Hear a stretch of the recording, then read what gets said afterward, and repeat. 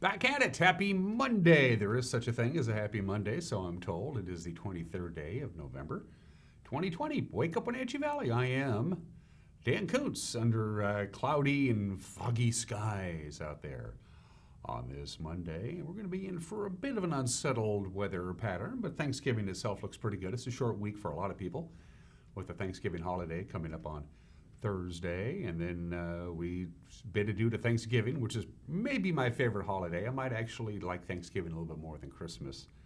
A lot less stress with Thanksgiving in any event. Then we move right on into the Christmas holiday season. Forecast details including your pass report and the weather forecast for the mountain passes for you travelers will be coming your way. We're really keeping an eye on Tuesday night and Wednesday for travel. Snow and the travel in the mountain passes anyway. Again, details are coming up. There's quite a bit of news to get to. It was a busy news weekend. More COVID news to pass along to you when we get to that. And of course, in sports, no Apple Cup on Friday. That doesn't mean no Apple Cup, period. They may still get together and do battle, the Cougars and the Huskies and the Palouse, but they're not going to do it on Friday as scheduled.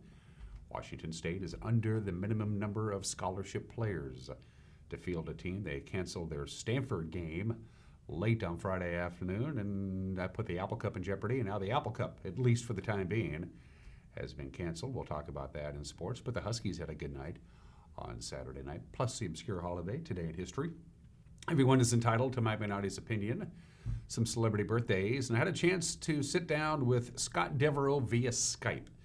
And that happened on Friday. Scott is, of course, not only the longtime head coach of the Wenatchee High School Panther football program. He's also a member of the Washington State Football Coaches Association and their group, and other high school coaches and parents and athletes and booster clubs are going to do a campaign to try and put a little pressure on the governor's office to see if they can get high school sports up and running, which hasn't happened, of course, since the pandemic began 9 months ago. They'll see if they can put a little pressure on Olympia. We'll talk about what they're planning to do with Scott Devereaux in the back half of the program. It is cloudy, it is foggy, it is a little raw out there, 34 degrees outside of our valley. Don't know how our camera is going to work this morning. Haven't had a chance really to preview them, so let's find out together. We'll start up with the cross camera. Now that ain't bad. We had a little bit of a cold front that came through over the weekend. We did not get anywhere near where we were supposed to get temperature-wise.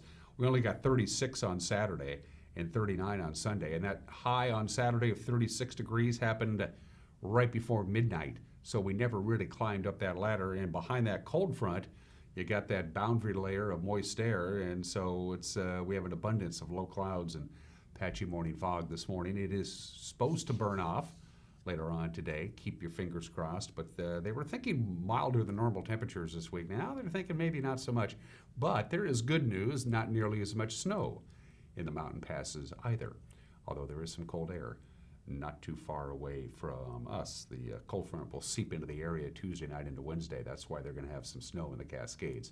Camera number 2. Megan wants to look at that there. I'm seeing some light snow. I don't know. I want to say maybe Valley High. Hey, hi Valley High. How are you? Up near the Blewett Pass area, or on the way up to Blewett Pass, if you will, which is not bad right now. The roadway is bare and wet on Blewett, but you can see a few snowflakes coming down on the cobalt blue sky. There's probably just enough light for that Valley High camera to be in color. Outside of that, it would be in chromacone. It would be black and white because there's not enough light. That's how the system works. I don't know. It's too complicated for me. Camera number 3. We're off to see. Let me think here. That's not Tumwater. Is that Steins? That's the Steins Hill camera looking over Cashmere. The Cashmere Golf Course is at the bottom right-hand corner of your screen. You can see the fairgrounds as well as we look directly to the Cashmere area from Steins Hill. Nice view there. The Wenatchee Valley way off into the distance. That camera is pointed to the east. Good morning to Cashmere. Good morning to Monitor as the traffic begins to work its way from the upper valley into the Wenatchee Valley proper. And camera number 4, Megan wants to see what that looks like, and that is, I'm thinking, the Bear Mountain camera. The Bear Mountain camera near the Bear Mountain Golf Course. Wapato Point is to your right over Lake Chelan, and again, low clouds and fog hanging down over the lake as well. which is pretty typical for this time of year. Usually we get into January and February and we have that inversion layer. We're not quite there yet, but that's kind of what it feels like out there in the Wenatchee Valley and most of north central Washington. And again, things are going to be a little unsettled for most of the week, but as we get deeper into the week, things are going to quiet down a little bit, maybe even a couple of light snowflakes. In fact, from the National Weather Service, here are your snow totals for today. And as you can see, you can just follow the Columbia River in the Lake Chelan area, and you can see no real snow at all for the Wenatchee Valley. Just light pockets of snow here and there along the east slopes of the Cascades will be the heaviest snow, of course, as you might imagine, and up in the Republic area above the Spokane area. Spokane going to get a little bit of light snow, heavier snow in the Idaho Panhandle down to the Columbia Basin, and here in the Wenatchee Valley, very little snow accumulations expected today. But we are going to give you a heads up on what to expect all this week long for the mountain passes. So take a look on the day that you plan on traveling. And again, best chance of moderate snow in the Cascades tomorrow and into Wednesday. By Wednesday afternoon, they should be done with the snow. Thursday, Thanksgiving, gobble, gobble, gobble, gobble, looks fine, really. And then maybe a little bit of light snow expected on Friday before the snow tapers off into the weekend. They were expecting considerably more snow when we last visited on Friday up in the Cascades. Now they're saying maybe not so much, but still enough for winter driving conditions. But the best bet, if you have to travel Wednesday, the longer you wait on Wednesday, the better off you are, because the snow will be tapering off on Wednesday afternoon. So a quick heads up there from the National Weather Service. Speaking of the National Weather Service, here we go. Here's your forecast. Here's what we're looking at. Partly cloudy today. We'll see some sun breaks later on this afternoon. Should be dry. High of around 41 degrees. Mostly cloudy tonight, just below the freezing mark, 31 for the overnight low. Here in the Wenatchee Valley on Tuesday, we're going to see some rain. The snow level is going to be above 3,000 feet. It's going to start out tomorrow morning at about 1,800 feet, but there's no moisture associated with it. The moisture that's coming in on Tuesday won't be late into the day, and by that time, the snow level will be above 3,000 feet, so the precipitation we're going to get here in the Wenatchee Valley will come down in the form of rain. Not a lot of rain, just light sprinkles in the early afternoon, in the early evening hours, I should say, on Tuesday into Tuesday night. We are going to see some rain on Tuesday night. Snow level is going to hover right around 2,500 feet, so no real snow here in the Wenatchee Valley Tuesday night, 32 for the overnight low. Wednesday for the valley, 20% chance of light rain. I don't think it's going to happen. Partly cloudy skies will get up to about 47 degrees. Snow level is going to be up above 3,000 feet again on Wednesday. Wednesday night, partly cloudy, 30 for the overnight low for Thanksgiving proper.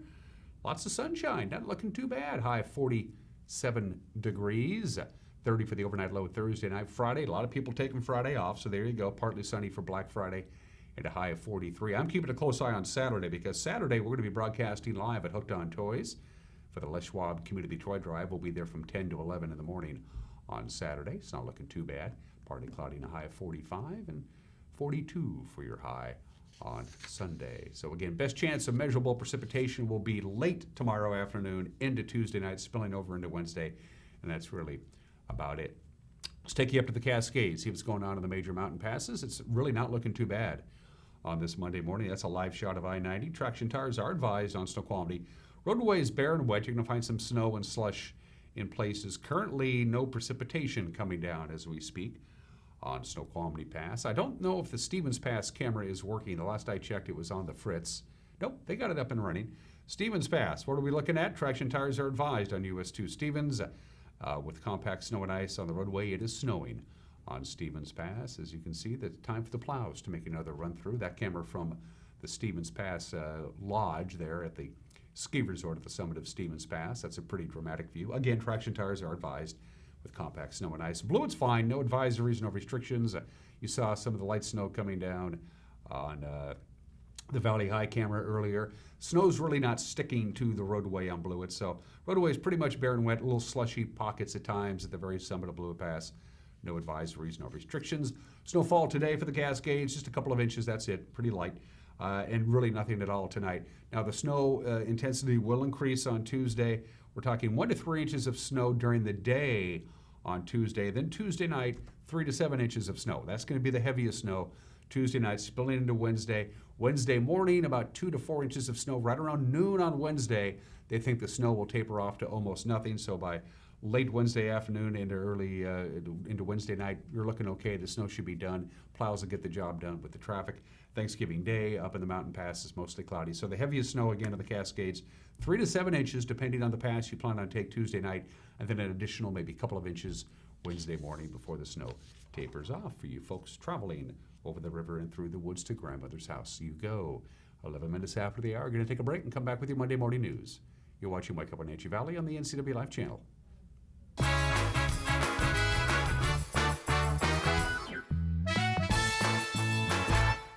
My name is Lacey Haggerty, and I am a nurse midwife with Columbia Valley Community Health.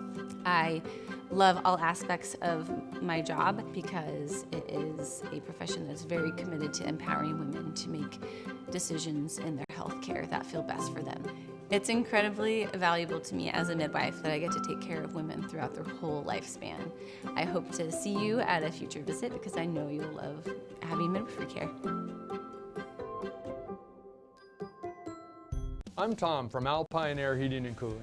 At Alpine Air, we think of ourselves as customer service-oriented retailers. When you make an appointment, please visit our store, meet our people, see our shop. We are serious about heating and air conditioning.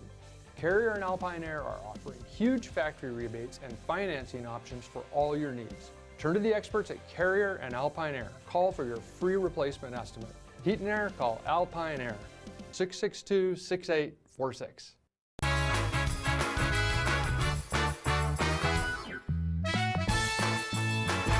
Cloudy, foggy, 36 degrees outside of our studios. We'll see some sun breaks this afternoon. Highs in the lower 40s. Pretty cloudy tonight. Best chance of measurable rain will be on Tuesday night, spilling into Wednesday with some snow in the Cascades, and then we'll dry out and have some fairly pleasant weather on Thanksgiving and into the Thanksgiving weekend. Here are your headlines. A Saturday morning wreck on the Malaga-Alcoa Highway took the life of a 26-year-old man. This happened on Saturday morning. Chelan County Sheriff's deputies say the victim was driving a Subaru Impreza northbound near the Apple Yard at about 6:45 in the morning when his car crossed the center line, struck a southbound Subaru Legacy, and went into a spin. The victim's car collided with a third southbound vehicle, while a fourth car had a minor impact while trying to avoid the wreck. Deputies did not issue the name of the deceased driver, who was pronounced dead at the scene. One other driver received non-fatal injuries and was taken to Central Washington Hospital for treatment.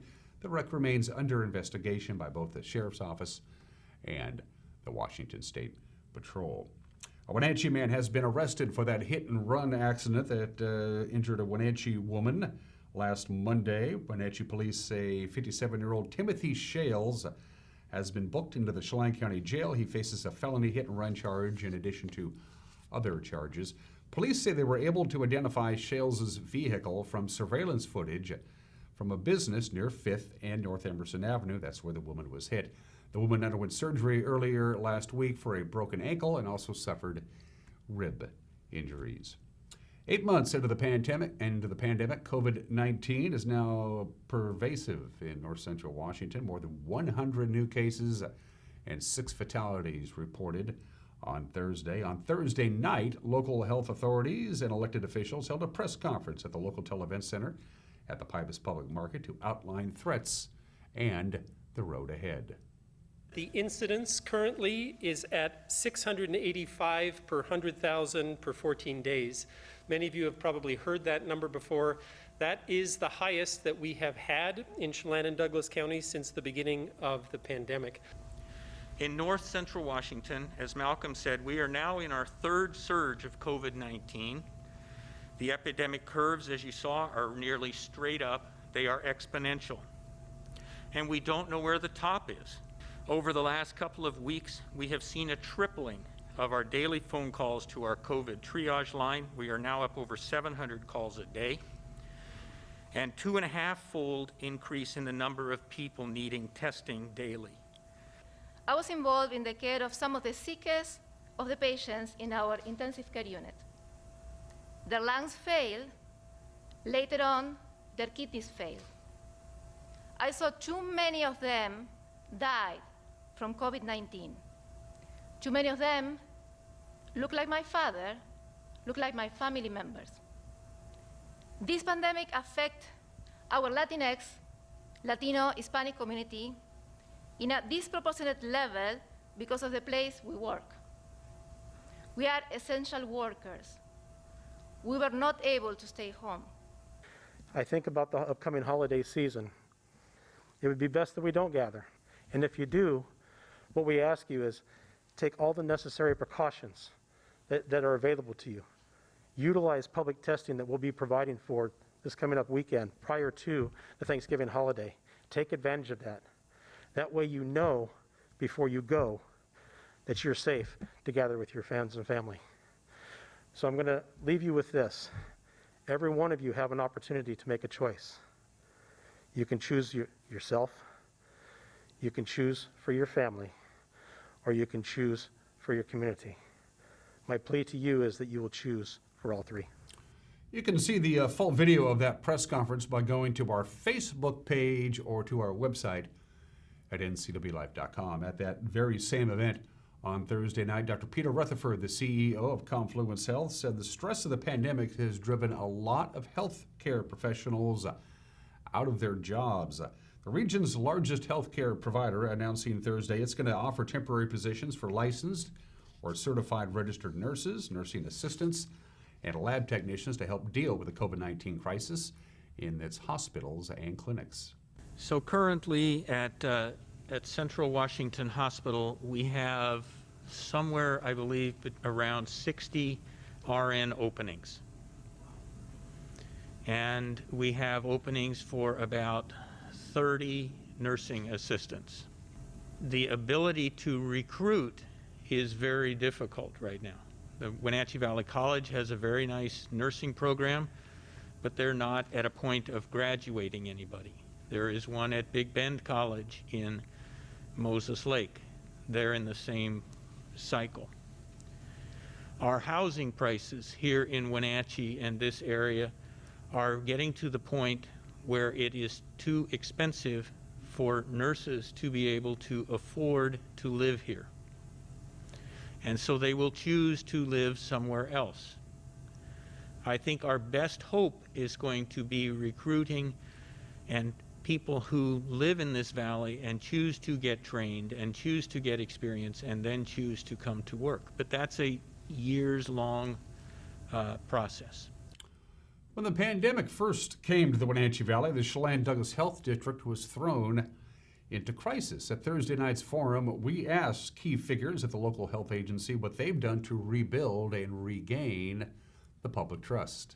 It was a bad beginning for the Chelan Douglas Health District. Last May, 2 months after Washington entered a state of emergency to deal with COVID-19, 3 members of its own governing board joined lawsuits to overturn Governor Jay Inslee's public health orders. The lawsuits went nowhere in court but created friction between board members, Public Health Officer Dr. Malcolm Butler, and longtime Health District Administrator Barry Kling, who retired suddenly in June. It's now November, 8 months into the pandemic, and the Health District has gotten help from state incident management teams. Nathan Weed, a longtime public health expert for the state of Washington, is the second interim administrator for the district since that time, and the search is on for a permanent replacement. Certainly, the Chelan Douglas Health District has faced a lot of challenges, and it was facing challenges prior to the COVID-19 pandemic. This COVID pandemic really did create a situation in which folks made some different choices about really whether or not this was what they were going to spend their energies and efforts doing. So yeah, there's been some turnover in the leadership positions at the health district. I have been invited here to help kind of get things on an even keel as we move through the pandemic. I feel that we've actually created a very solid capability in our newly forming COVID division, which is, it's not a big number of people, but it is at least 6 extra bodies that are focused solely on COVID. So I would say, yeah, I feel like this health district has come up on a nice even plane. They're able to do what needs to get done right now, and it's really going to take the community supporting them and working together with them to really continue that success on into the rest of this pandemic. About halfway through this piece, around the June-July time, we did have a board leadership change. And so Dan Sutton became the chair of the board, and I became the vice chair of the board. And As we worked through the process, we saw an opportunity to be able to utilize expertise and bring in Nate, which we did do that, and basically had an opportunity to work hand in hand. We meet with the Department of Health every other week in conversation. We meet with the governor's office on the off week, and basically we have been in contact with them, in conversation with them from that point on. We have a vision for the health district. We actually created, as a part of the review process that was done by the state epidemiologist that came in, we've put together a coordinated policy group, and that group initially was meeting almost daily. We all have the same goal in mind, and that's to actually make this a functional health district that this community can be proud of and that this community can utilize for its public health needs in the future. A new report by Chelan County finds what Leavenworth residents have known for quite some time. Swimmers, paddle boarders, and tubers really like to flock to that neck of the Wenatchee River every summer. The report says just this past summer, they average more than 1,500 river users on a typical weekend day in August. Several hundred float the river each summer weekday. Local residents say they're concerned about impacts like parking, trash, and public safety. The new report will be used to inform future management actions along the Wenatchee River as it flows through Leavenworth. The county plans a public meeting to discuss the findings on December 9th.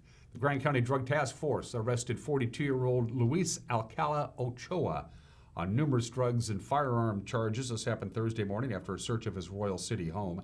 The Grand County Interagency Narcotics Enforcement Team served a search warrant on Thursday morning at the home at 142 Fern Street and reported seizing 4 grams of methamphetamine, 10 pounds of marijuana, and a stolen 9mm Ruger handgun.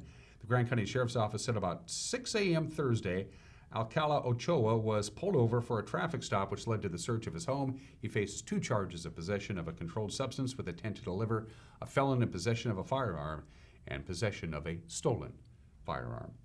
And every year, Douglas County's solid waste program offers used tire drop-off event where residents can safely dispose of their old rubber tires. This year, of course, because of coronavirus, is structured a little differently.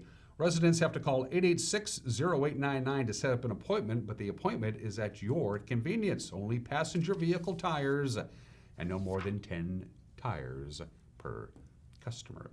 And that's what's making headlines at 23 minutes after the hour. Jefferson will be in one more night for the vacationing Grant Olson for the evening news tonight at 5, 6, and 10. And with the preview, here's Jefferson. Could be my last night filling in for Grant Olson. Jefferson Robbins here at NCW Life Evening News. Coming up tonight on the newscast, you can hear all the news and weather you can possibly handle from around the Wenatchee Valley, plus the latest on how the pandemic is hitting our area. If there's good news, we'll promise to bring you some of that as well. That's tonight at 5, 6, and 10, plus all the sports and weather insight you need to see you through Thanksgiving. We'll see you here tonight. Thanks, Jefferson. You got a news tip for us, so you want to say hi, drop us a note. You can email us directly, news@ncwlife.com, news@ncwlife.com. That's our email address. You can go to our Facebook page and like us on Facebook and drop us a note on the Messenger app, or go to our homepage, ncwlife.com, and fill out the Contact Us icon. Going to take a break. When we come back, what most sports fans around here are talking about, there will be no Apple Cup, at least on Friday. Holding out hope for maybe later on in the year. And also we'll talk Husky football. Dominant victory for the Dogs over the Arizona Wildcats on Saturday night. Sports is 1 minute away. You're watching Wake Up Wenatchee Valley on the NCW Life channel.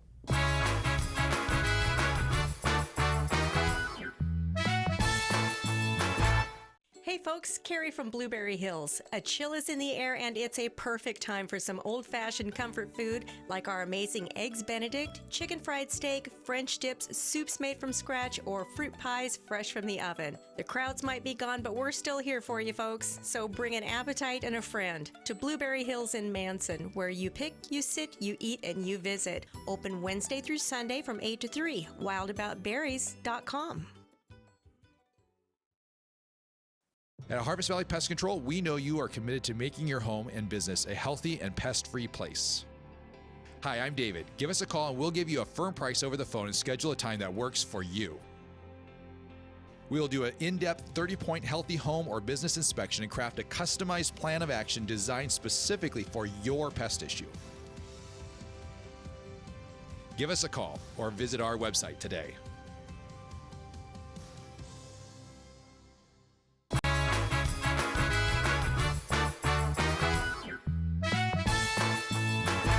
25 minutes after the hour of sports, the Apple Cup will not be played as scheduled on Friday. The game is being called off because Washington State will not have, and I'm quoting now, the minimum number of scholarship players available for the game as a result of a number of positive football student-athlete COVID-19 cases and resulting isolation of additional football student-athletes under contact tracing protocols. In a statement, Washington State Athletic Director Pat Chun said Wazoo will be below the limit of 53 scholarship players on Friday. Wazoo's scheduled game against Stanford, of course, on Saturday was also canceled.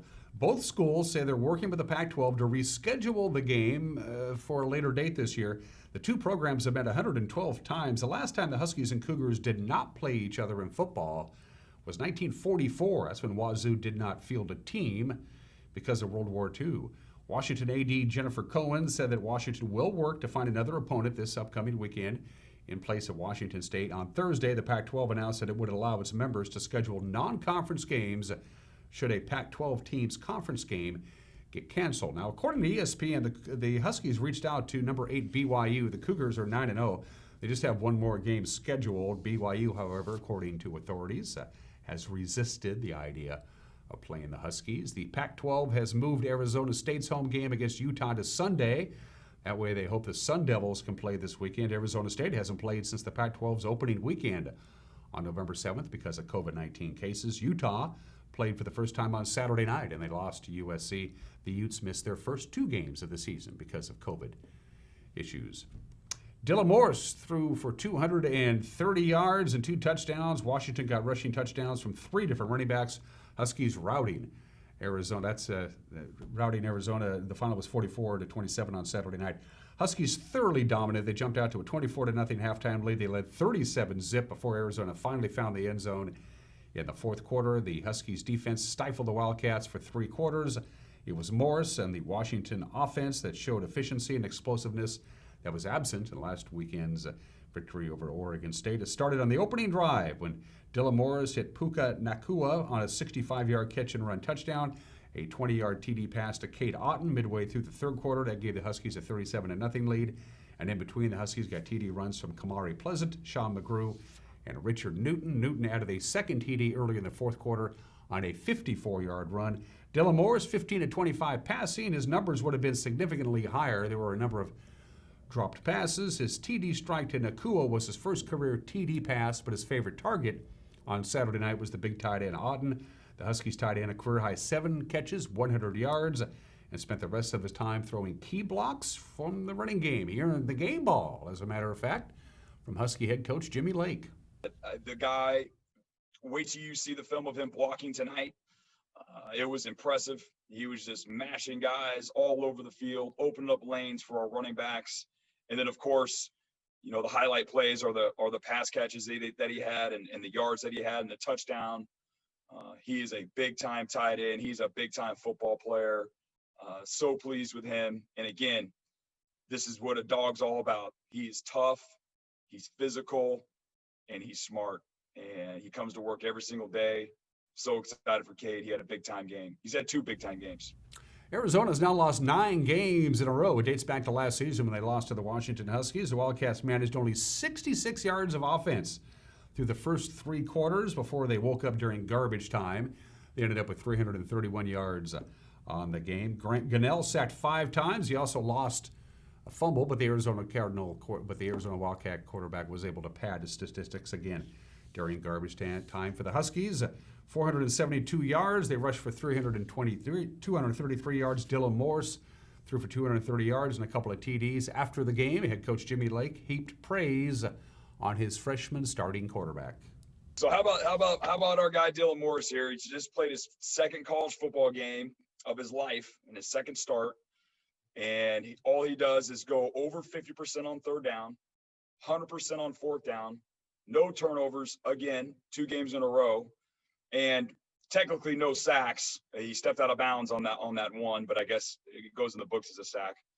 But for him to be able to have decision-making, to not give up a legitimate sack and not turn the football over, get us out of bad plays into good plays, keep good plays on, his accuracy. Again, I think I know we need to make more plays from our pass catchers. We left a few out there, which we'll continue to improve on. But I'm so excited for Dylan. He's operating our offense. He's executing, and he's a great leader for us. So I'm excited to see his game to continue to improve. And again, all that's left now for the Huskies is to figure out who they may play this weekend, if they play at all. Those are just some of the games that people are playing on this Monday, the 23rd day of November. It's World Hello Day. Hi, world. How are you? World Hello Day was created back in 1973 during the Yom Kippur War by two graduates, Arizona State University graduate Brian McCormick and Harvard graduate Michael McCormick. They were brothers, and they said, we need to do something about this. So they got all the money that they had, and they bought all the postage they could, and they sent letters to every leader in the world to get them to say, hello to each other. And now 165 countries participate in World Hello Day. So the idea is settle your differences through communication rather than conflict. The idea, if you want to celebrate World Hello Day, what they would like you to do is say hello to 10 different people today, all of them strangers. And it doesn't hurt to learn how to say hello in a different language. It ain't that hard. World Hello Day. Say hello. It's a great icebreaker. It really is. Trust me on that. 32 minutes after the hour. Today in history. You ever wonder why people who act are called thespians? It's because of Thespis. And there he is. Well, we don't have a photo of him because this was 2,554 years ago when Thespius of Acaria became the first recorded actor to actually portray a character. He did so on stage on November 23rd, 534 BC. This was a long time ago. Thespius becomes the very first actor. By the way, the very next day, on the second performance, he demanded his own dressing room and a personal assistant, just in case you're curious. But Thespius, the founder of acting. And 28 years ago today, the very first smartphone. You remember the Simon? It was all the rage for a while. The very first smartphone, the IBM Simon, was introduced at the big convention in Las Vegas, Nevada. It was the first personal device. You could receive telephone calls, faxes, emails, pages. It had a calendar, an address book, a notepad. It had maps and news and stocks. Retail, it cost $1,099 back in 1992. That comes out to $2,026 in today's money. They sold 50,000 Simons in the 15 months it was on the market. The reason that the Simon didn't catch on more is that the battery only lasted 1 hour. That was it.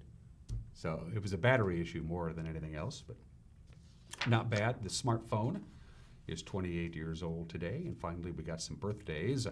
One of the more forgotten presidencies, certainly regarded by many historians as a failure when it comes to the presidency. In fact, he's been described as one of the worst presidents ever, but we do all the presidents. Franklin Pierce, the 14th president of the United States, born in the state in 1804, drank himself to death at the age of 64 in 1869.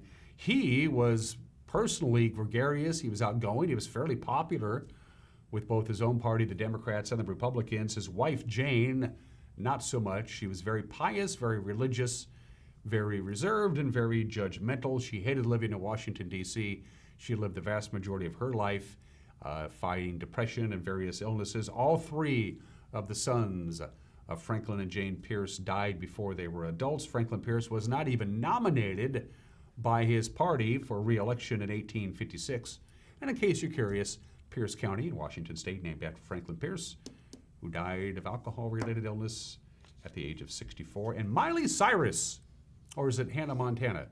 Or is it Miley Cyrus? I don't know. I'm told she's a popular celebrity. I don't know who she is. She's 28 years old today. Going to take a break. When we come back, Mike McNally's got an opinion. Then my conversation with Scott Devereaux, the head football coach at the Wenatchee High School Panthers and a member of the Washington State Football Coaches Association. They're going to start a letter writing and social media campaign to put pressure on Governor Jay Inslee to allow local high schools to start participating in sports. He'll talk about that when we come back. You're watching Wake Up Wenatchee Valley on the NCW Live channel.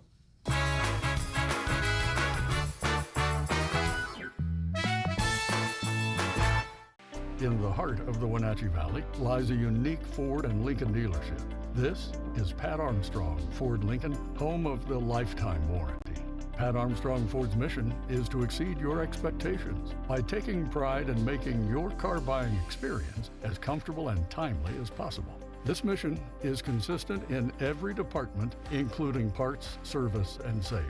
We are community strong and community safe in East Wenatchee. Family roles change with time. You may find yourself being an unpaid caregiver to a loved one. Caregiving can be rewarding, but also stressful. Taking care of yourself is vital. Aging and Adult Care of Central Washington has low or no cost services for unpaid caregivers, such as in-home support, care supplies, and counseling. Connect in your local area by calling Aging and Adult Care at 800-572-4459 and mention you're interested in caregiver support.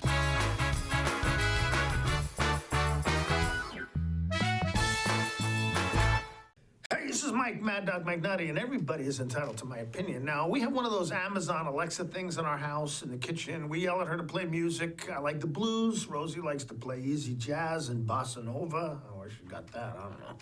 But we tell, we tell Alexa to put stuff on our shopping list all the time. It's pretty cool. We say, Alexa, put, eggs on the shopping list, and she does, okay? It's pretty cool, actually. But when my son Tony was home visiting this summer, he put his hat over the Alexa device, and he told us that he didn't believe we'd have one of those things in our house. When I asked him why, he said, this thing was just letting Jeff Bezos and Homeland Security listen into our private conversations. Well, I told him, look, if Jeff Bezos and the government really wants to listen to Rosie and I arguing about who's going to do the dishes or what kind of pizza we're going to order, they are more than welcome. This is Mike Mad Dog McNutty, and that's my opinion.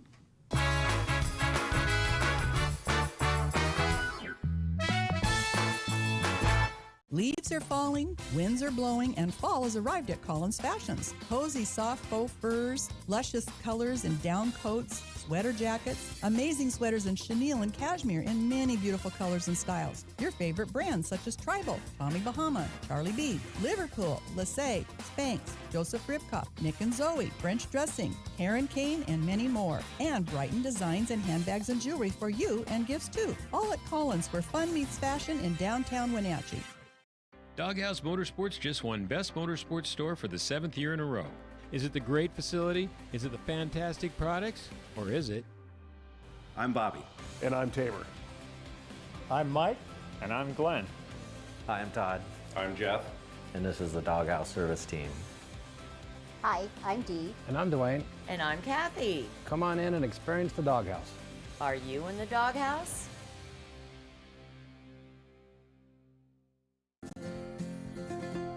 At Local Myth Pizza, we believe in real food, freshly prepared with only premium ingredients. Our cheeses are imported from Italy. Our sauces, dressings, and even our sausages are made in-house fresh daily. Featuring Northwest craft beers and 30 Chelan Valley wines and ciders. Family fun and amazing food. Eat local, drink local, and be local at Local Myth Pizza. Come see why Sunset Magazine says you can't beat Local Myth Pizza.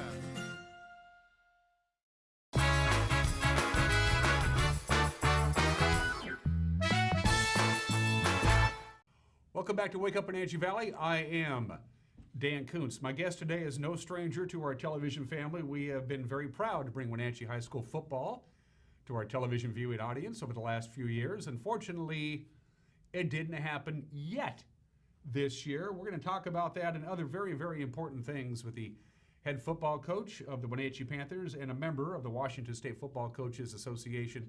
It's our good friend, Coach Scott Devereaux. Thanks for joining me, my friend. Thanks for the invitation. Great to be here. I know this sounds like a big question, but just to start out, how you doing? I mean, I haven't seen you in a long time. How you doing through all this? I've been pretty bored, to tell you the truth. The online teaching is not great, but we're doing the best we can. But I certainly do miss hanging out with the football players.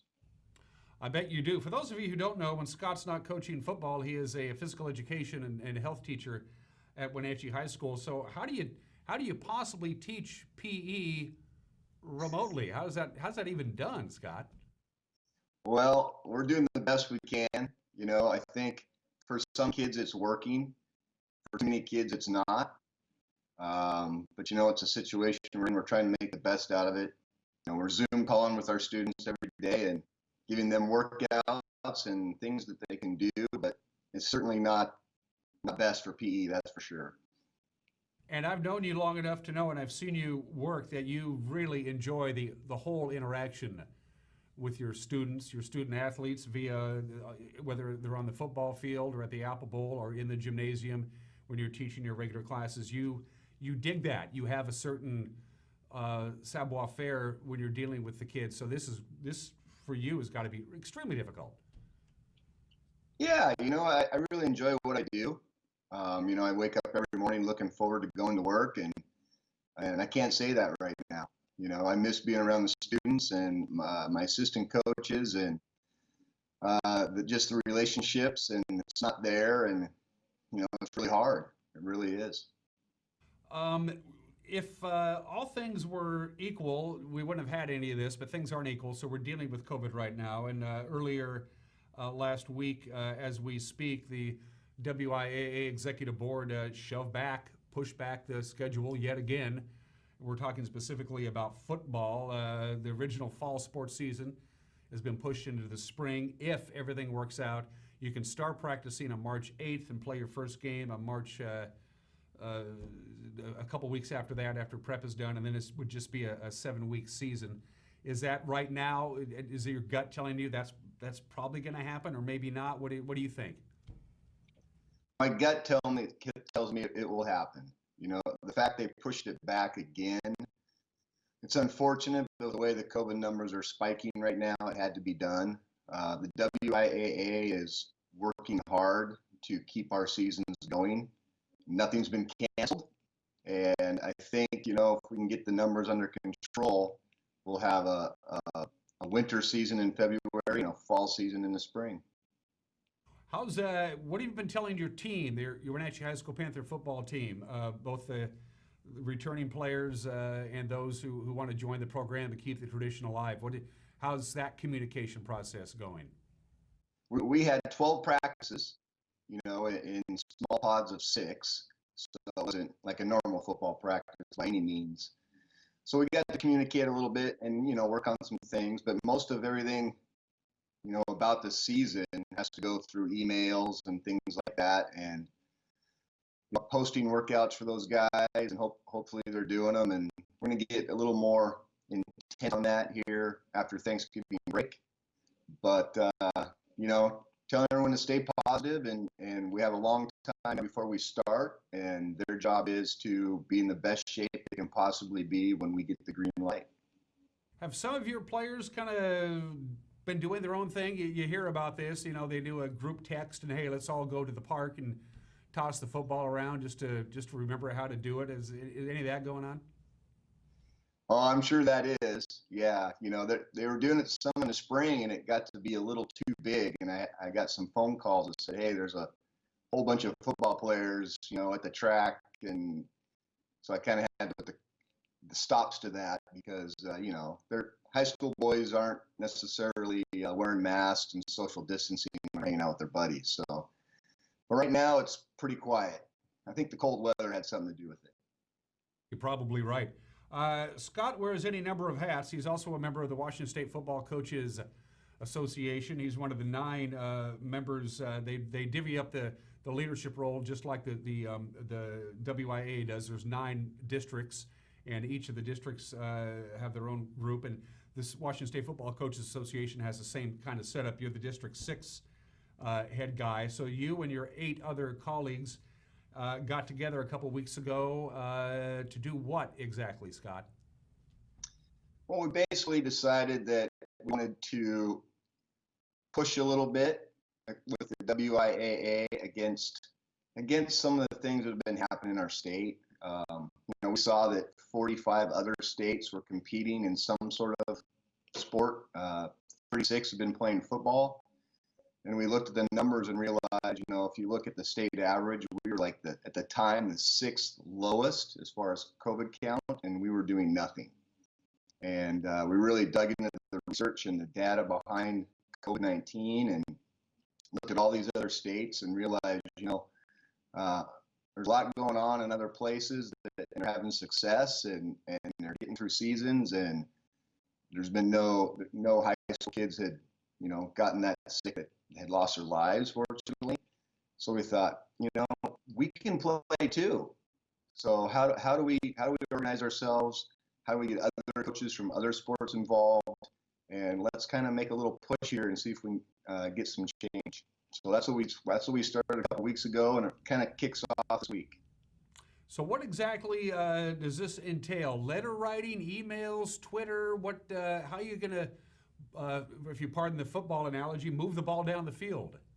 Yeah, it really starts. But one thing we learned is, there's not enough coaches to make the move, but there's lots of parents in our state who want their kids participating in sports, and there's lots of high school kids that want to participate in sports. So if we can get all the parents to email or call or write a letter, for legislatures basically, asking for them to support high school athletics, and get very, very detailed if they want, or they can keep it very simple. But that's where we start. We're planning on if things get bogged down again, rain Olympia with 1,000 people hopefully. But it started Wednesday. I asked all my parents to send an email if they're comfortable doing that, and that's what we're doing. We're going to kind of get with a little blitz here. Later on, early December, we're going to be asking students to do Twitter videos and share those. And we want to play too. I think we can play safely, follow the mitigation procedures that are out there, mask up, and let's get out on the field and the court and the track and all that kind of stuff. Is this almost like an insurance policy saying, hey, governmental entities, WIAA, March 8th for practicing, and then a couple of weeks later we play football. We really want to just assure that is going to happen at least. Is this what I'm getting out of this? Yeah. Well, and one of the big obstacles right now is our governor has said, and the Department of Health has said, no sports because our benchmark is 25 cases per 100,000. There's no other state that has that benchmark. Some are as high as 400, which I don't think I think that's probably too high, but I'm sure there's a safe middle in there somewhere. 45 other states found it. So we're basically asking, take a good hard look at that number. Why is it at 25? When some experts have said, even with a vaccine in a year, we might not be that low. So if we can get that number changed to something a little more realistic but yet safe, that's what we're pushing for first. And just the ability to let superintendents and make some decisions. With that benchmark out there at 25, their hands are tied. Because no insurance company is going to allow, Wenatchee High School to go play when the Department of Health is saying you're not at this benchmark. So we got to get that benchmark moved. What do you hear? Again, Scott's a member of the Washington State Football Coaches Association, but all of the other coaches in all the other sports, be it soccer, basketball, bowling, swimming, it don't matter. They all want their kids to play. Are they on board with what you guys are trying to do? They're going to help you out? Yeah, I've got great feedback from coaches all over the place. Some of our coaches have shared information with people I don't even know, and I'm getting emails from coaches that aren't in our district that are excited and organizing their parents and hopefully getting this stuff rolling, but I haven't had anything negative from any coach anywhere. And that brings up a very interesting point, Scott, and a lot of people don't know this. Schools have rivalries and teams have rivalries, but coaches in any sport, and I'll specifically address high school football, you guys kind of have a little fraternity here. There's no real rivals between the coaches, is there? It's just the schools. Yeah, for the most part. You want to name some names, Scott, while I have you here? I'm just... I think all of us coaches know we're all in the profession for the same reason. We love working with kids. kids. We want to help kids reach their goals and see their potential. And so when you get all the coaches together, you can cast aside the rivalries a little bit and talk ball and talk family life and get to know each other. I spent a week with the Moses Lake staff many years ago, and I was invited to coach with them, and I thought, man, I don't know about this, hanging out with all those guys, and it was awesome. It was awesome, and I think something like this gets everybody kind of focused on one thing and helps us communicate and dialogue and ask questions and bounce ideas off each other. And that's what the Coaches Association has really started. It's been awesome being with some of these guys that have been a lot longer than I have, and the contacts they have and the people they know, and it's been a pretty cool experience. How do you know that you're going to be making an effect on this with your organization and the other schools and the parents and the athletes and the booster clubs and what have you, that you're actually making an effect from a much higher governmental level to say, we really, really want to play and we're being listened to, and they understand your concerns and they want to go forward as bad as you do? How do you know you're making a difference? Well, the WIAA is meeting with the governor's office pretty much every week, and they communicate with the Coaches Association. They let us know how things are going. We have a member of the Coaches Association in those meetings, so we get some feedback. And I'm hoping that with a big parent blast of emails that really wakes them up, and I think the majority of people understand that we can play safely. It's interesting, some of the data we've been researching all over the country, right? Thousands of games, contests being played. There hasn't been one on-field transmission of COVID-19 that they can trace anyway. So that gives me a lot of hope right there that we can do this, Talked to a couple of players who participated in the demonstration, if you will, at our state's capitol. This was late last summer, early in the autumn, when a whole bunch of high school athletes got together and marched on the campus of the state capitol, if you will. And they both said the same thing to me. They said, I had no idea I could do this. Never really felt like I was a leader or I was trying to do something beyond just being a high school kid and worrying about getting a date for the prom and playing football, that I'm actually out there doing that. So there is some good stuff out of this, isn't this? You're seeing some maturity from some young kids, aren't you? Yeah, there's definitely some life lessons here. We are still a democracy, and our elected officials are there to help serve us. But I think oftentimes we don't tell them what we're thinking. I can tell you, I've never emailed the governor until this week. I've never emailed Brad Hawkins until this week, and so it's out there for a reason. People can do it. We just, we sit back and kind of just watch and see what happens. But I think if we all act, there's a million athletes in our state, and if everybody gets off their duff and takes 2 minutes to send an email, it's going to make a big difference.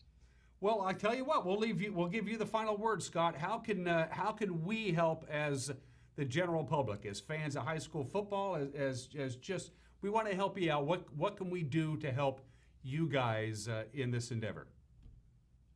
I think there's two things we can do right now. The first thing is mask up. The numbers are going up, and it's been proven that masks do work. So we got to get our numbers to start going down. And the second thing is, if you believe that you should be playing, then contact the legislature, contact our governor, contact our state reps, contact the Department of Health. It literally takes 1 or 2 minutes to send an email. So please do. If you feel like it's something we have a shot at and we can play safely, then send it.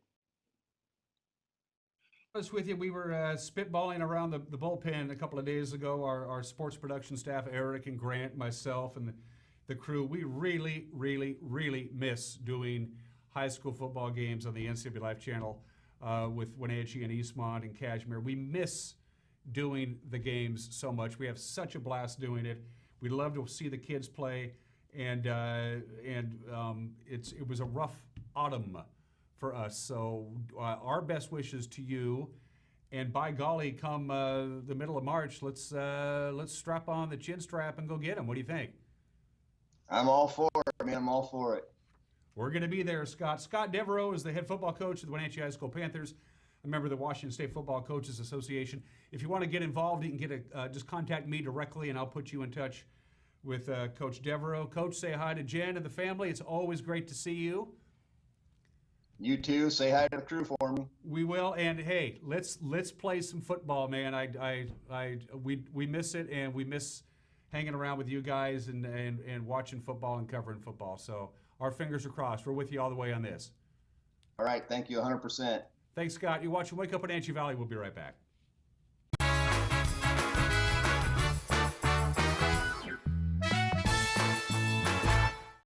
Hi, my name is Blaine Johnson. I'm at Global Elite Motors. We're tied in with Global Car Care down here locally. So we're not your typical car buying experience. Somebody can come down here, take a look at what we have, and if we have the right vehicle for you, we'd be glad to help you out with it. A lot of times we are able to go out and find specific vehicles for somebody so that it fits their needs, their budget, and all the things that you want without you being obligated right away. If you're looking for a good, reliable car, come see me, Blaine Johnson, down at Global Elite Motors.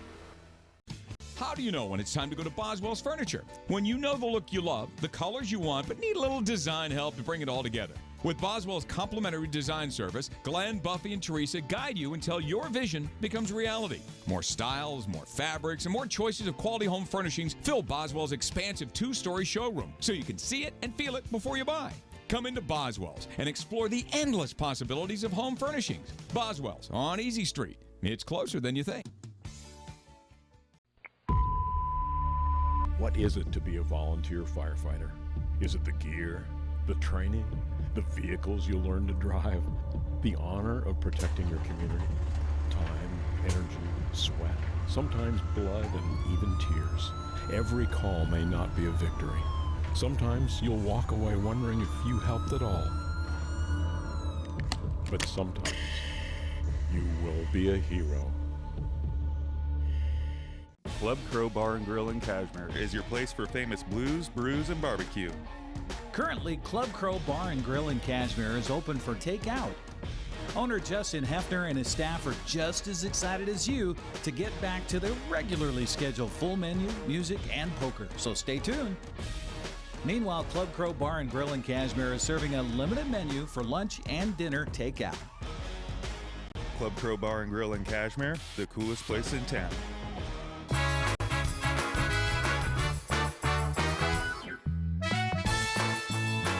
We are back, 34 degrees, quite a bit of low cloud cover and some fog. It's part and parcel for this time of the year, but we're supposed to see a few sun breaks this afternoon from the National Weather Service. One more check at your forecast.